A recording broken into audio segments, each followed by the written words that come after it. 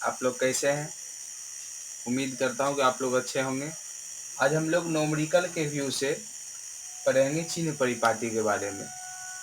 तो आपके सामने एक अवतल दर्पण और एक उत्तल दर्पण है। हम लोग बारी बारी से जानेंगे दोनों दर्पण में फोकस दूरी का जो वैल्यू होता है वो किस में ऋणात्मक होता है, किस में धनात्मक होता है। तो हम लोग जानते हैं कि चिन्ह परिपाटी क्या है। सबसे पहले हम जानेंगे कि चिन्ह परिपाटी किसे कहते हैं।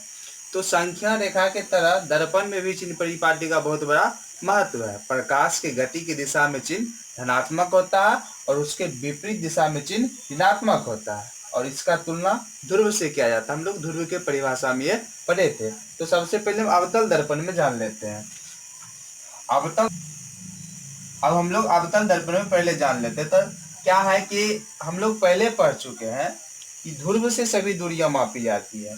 तो ध्रुव से जो बाईं ओर दूरी मापा जाएगा वो सभी ऋणात्मक होगा, और ध्रुव से जो दाईं ओर दूरी मापी जाएगी वो सभी धनात्मक होगा। हम लोग ध्रुव यहाँ पर देख रहे हैं। जैसे ध्रुव से हमको फोकस दूरी मापना हो तो ध्रुव से देखिए किस ओर फोकस दूरी जा रही है, बाईं ओर जा रही है, इसलिए फोकस दूरी क्या होगी, ऋणात्मक होगी। किस दर्पण के लिए बता रहे हैं, अवतल दर्पण के लिए। और जनरली हम बोले तो ध्रुव के बाईं ओर किसी भी दर्पण में मापी गई दूरी क्या होता है, ऋणात्मक होता है। यहाँ पर अवतल दर्पण में देखिए ध्रुव के किस ओर फोकस दूरी मापा जा रहा है, बाईं ओर मापी जा रही है। तो बाईं ओर मापी गई दूरियां क्या होती है, ऋणात्मक होती है, इसलिए फोकस दूरी ऋणात्मक होगा।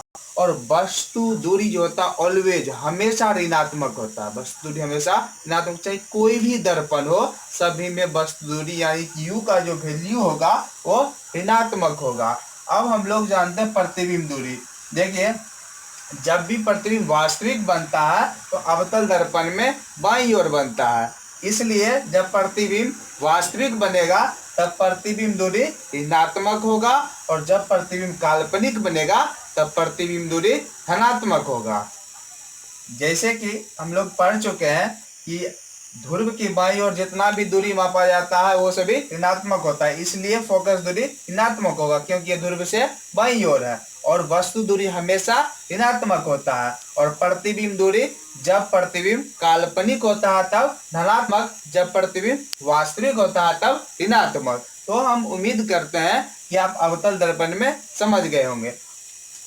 अब हम लोग उत्तल दर्पण में समझेंगे। तो हम देख पा रहे हैं कि उत्तल दर्पण में फोकस दूरी जो है वह ध्रुव की दाईं ओर है, इसलिए उत्तल दर्पण में फोकस दूरी धनात्मक होगा। और वस्तु दूरी हम बता चुके कि हमेशा ऋणात्मक होता है। और उत्तल दर्पण में जब प्रतिबिंब वास्तविक बनेगा तब प्रतिबिंब दूरी ऋणात्मक होगा, और जब प्रतिबिंब काल्पनिक बनेगा तब प्रतिबिंब दूरी धनात्मक होगा। ठीक है।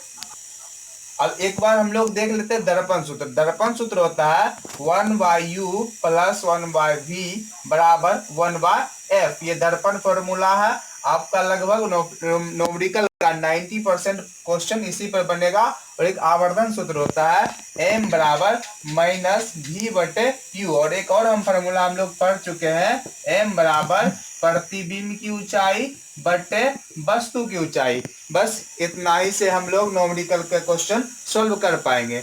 और एक और फॉर्मूला हम लोग पढ़ेंगे, F बराबर r/2, यानी कि फोकस दूरी जो होती है वो वक्रता त्रिज्या की आधी होती है, और वक्रता त्रिज्या जो होती है वो फोकस दूरी की दोगुनी होती है। इस पर भी हम लोग काफी सवाल करेंगे आगे। पहले फॉर्मूला एक बार और देख लेते हैं। दर्पण सूत्र होता है 1/u + 1/v बराबर 1/f। और आवर्धन फॉर्मूला होता है m बराबर -v/u या m बराबर h2/h1। और f बराबर फॉर्मूला होता है r/2 और r बराबर 2f। यानी कि कभी कभी ऑब्जेक्टिव में प्रश्न पूछ देता है फोकस दूरी वक्रता त्रिज्या की होती है, तो फोकस दूरी जो होती है वक्रता त्रिज्या की आधी होती है, और वक्रता त्रिज्या जो होती है वो फोकस दूरी की दोगुनी होती है। अब हम लोग एक बात और जान लेते हैं, जब फोकस दूरी ऋणात्मक होगी तो वक्रता त्रिज्या भी ऋणात्मक होगी। हम उम्मीद करते हैं कि ये सारा बात आपको समझ में आ गई होगी। अब हम लोग इस सारे फॉर्मूला पर कुछ न्यूमेरिकल्स करने वाले हैं। तो हम लोग फर्स्ट क्वेश्चन देखेंगे। तो हम लोग फर्स्ट एग्जांपल देखते हैं। किसी अवतल दर्पण की फोकस दूरी 10 सेंटीमीटर है तो वक्रता त्रिज्या होगी, यानी कि वक्रता त्रिज्या की वैल्यू पूछ रही है और वक्रता त्रिज्या को आर से सूचित किया जाता है। हम लोग पढ़ चुके हैं। आर बराबर फॉर्मूला लिखे थे 2f। आर बराबर क्या आता है 2f। यहाँ पर हम क्या करते हैं, फॉर्मूला लगाते हैं आर बराबर 2f, जबकि फोकस दूरी हमको दिया गया है। फोकस दूरी कितना दिया गया है, किसी अवतल दर्पण की फोकस दूरी 10 सेंटीमीटर है। फोकस दूरी कितना 10 सेंटीमीटर है, तो फोकस दूरी लिख लेते हैं यहाँ पर f बराबर 10 सेंटीमीटर और हमको वक्रता त्रिज्या फाइंड आउट करना है। तो वक्रता त्रिज्या निकालने के लिए सूत्र होता है r बराबर 2f। अब r बराबर 2 और बीच में इंटू का चिन्ह छिपा हुआ रहता है और f का वैल्यू 10 लिखा हुआ तो 10 लिख देते हैं।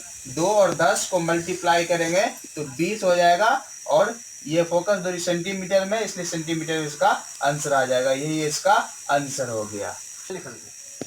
हम लोग पिछले सवाल में एक बात पर ध्यान नहीं दिए थे, अवतल दर्पण की फोकस दूरी थी। अवतल दर्पण की फोकस दूरी क्या होती है, ऋणात्मक होती है। हम लोग इस पर ध्यान नहीं दिए थे, तो इस पर ध्यान देना होगा, नहीं तो आपका आंसर गलत हो जाएगा। तो अवतल दर्पण जब भी होगी तो उसकी फोकस दूरी क्या होगा, ऋणात्मक होगा। तो फोकस दूरी ऋणात्मक हो जाएगा तो f बराबर माइनस 10 सेंटीमीटर हो जाएगा। अब यहाँ से हमको वक्रता त्रिज्या निकालना, तो f r बराबर 2f होता है।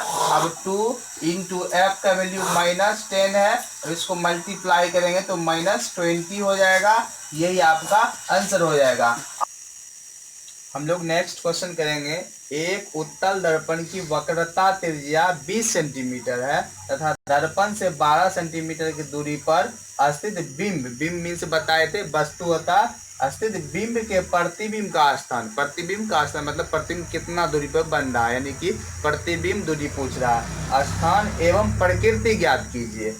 तो हम लोग को मालूम है कि वक्रता त्रिज्या इसका कितना है 20 सेंटीमीटर। वक्रता त्रिज्या को किससे सूचित करते हैं, आर से। तो आर का वैल्यू कितना हो जाएगा 20 सेंटीमीटर। अब मन में आता होगा सर प्लस में होगा कि माइनस में होगा। हम लोग पढ़ चुके हैं कि उत्तल दर्पण की फोकस दूरी धनात्मक होती है। जब फोकस दूरी धनात्मक होगी तो वक्रता त्रिज्या भी धनात्मक होगा। अब हम लोग आगे पढ़ते हैं। तथा दर्पण से 12 सेंटीमीटर की दूरी पर स्थित बीम, बीम कितना दूरी पर स्थित है तो 12 सेंटीमीटर की दूरी।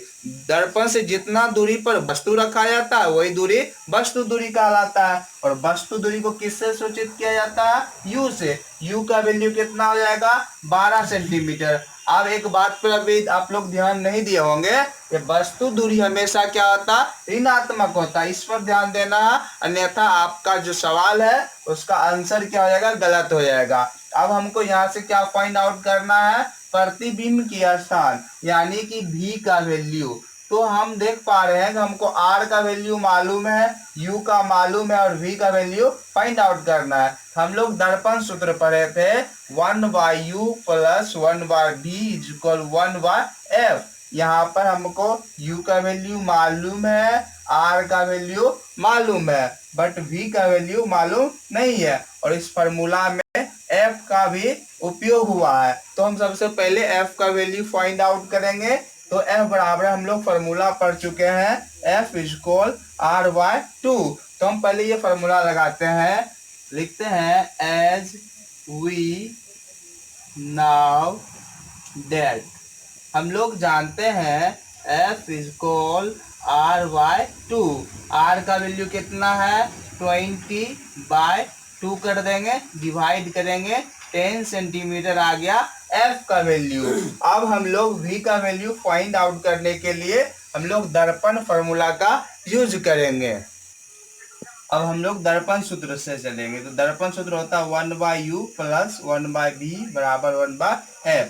अब हम सब का वैल्यू यहाँ पर जो दिया गया उसका वैल्यू पुट करते हैं। 1/u का वैल्यू कितना फाइंड आउट है -12, -12 यहाँ पर रख देते हैं, प्लस 1/v का वैल्यू मालूम नहीं है तो v को v ही लिख देंगे। और 1/f, f का वैल्यू कितना निकाले हैं 10 सेंटीमीटर, तो यहाँ पर लिख देंगे 10 सेंटीमीटर। अब क्या है कि यहाँ पर ऊपर में प्लस का चिन्ह, नीचे माइनस का, प्लस माइनस माइनस हो जाएगा।